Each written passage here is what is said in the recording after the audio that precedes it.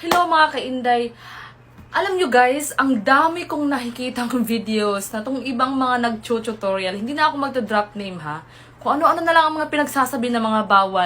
Yung hindi naman nakasulat doon sa partner monetization policies.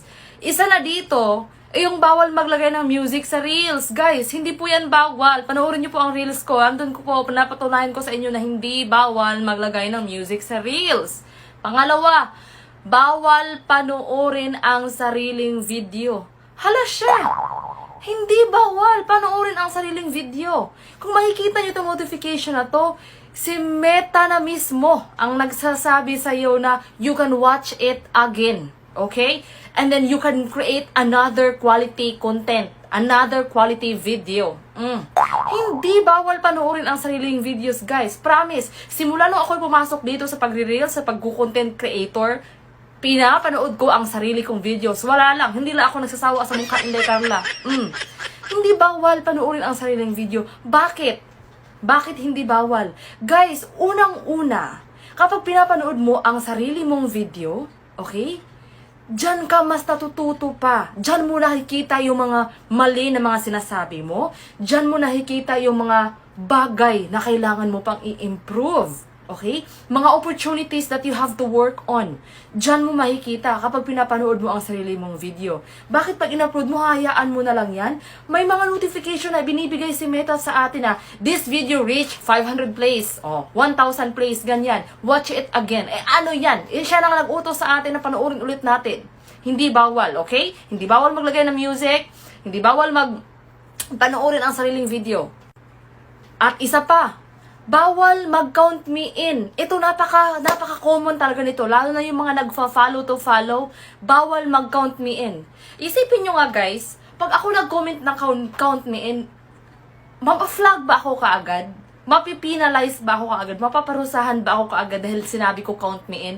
Bakit? Meron na ba? Alin doon? Alin dyan sa count me in na word na yan? May harassment? May sexual harassment? I tell about politics? Wala po dyan. Wala. Nanggigil ako dito sa mga ano pinagsasabi ng mga bawal. Nako! Wala naman doon yan sa mga partner monetization policies. Guys, ugaliin nating magbasa. Okay? Ugaliin nating magbasa. Kung hindi man tayo nakakaintindi dahil English yun, ugaliin nating magtanong.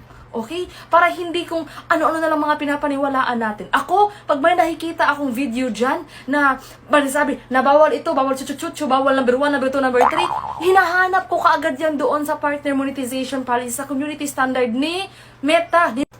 Now, the only time, makinig ng mabuti ha, the only time na nagiging bawal yung count me in na comment, okay, o yung mga stickers, o yung mga auto-comment, the only time na nagiging bawal na yun siya, dahil parang nire-restrict ka na, kapag na-abuse mo siya. Okay? Ibig sabihin na abuse, nasobrahan mo ng gamit.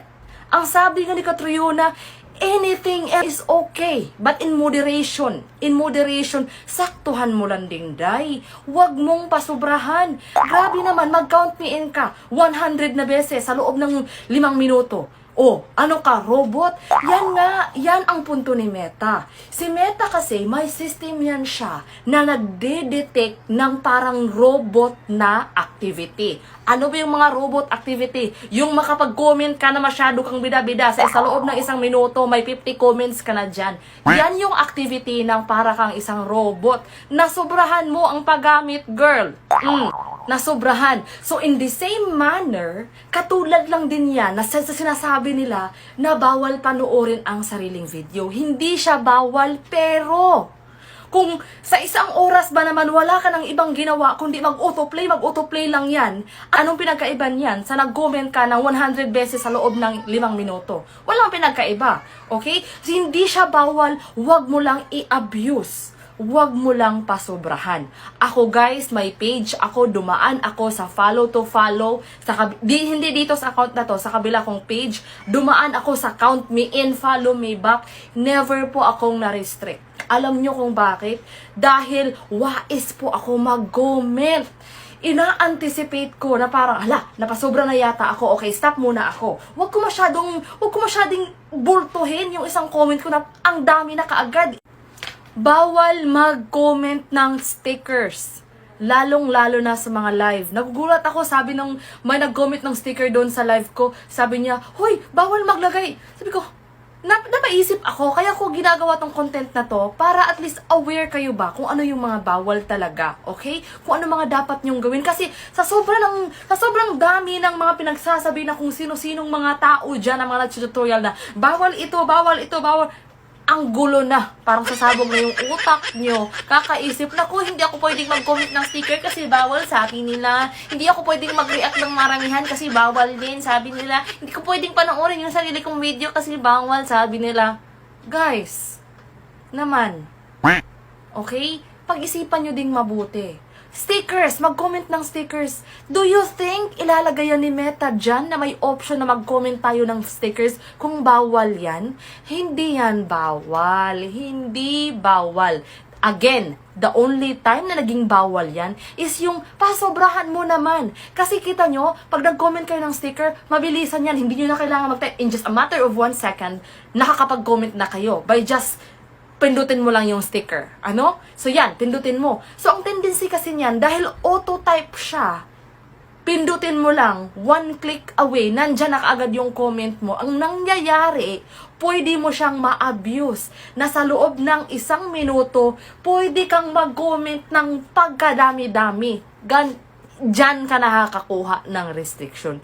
Kaya nila sinasabi na bawal yan, okay? Minsan din naman kasi itong mga ibang nag-tutorial, tama naman din kasi yung mga sinasabi nila. Ang problema, hindi nila kinaklaro kung kailan ba talaga siya nagiging bawal, okay?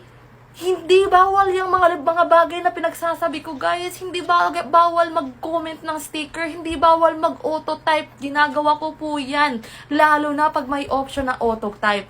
Huwag mo lang i-abuse. Yan lang ang hinihingi ni Meta. Huwag mong i-abuse. Isa pa dito, bawal mag-flood react.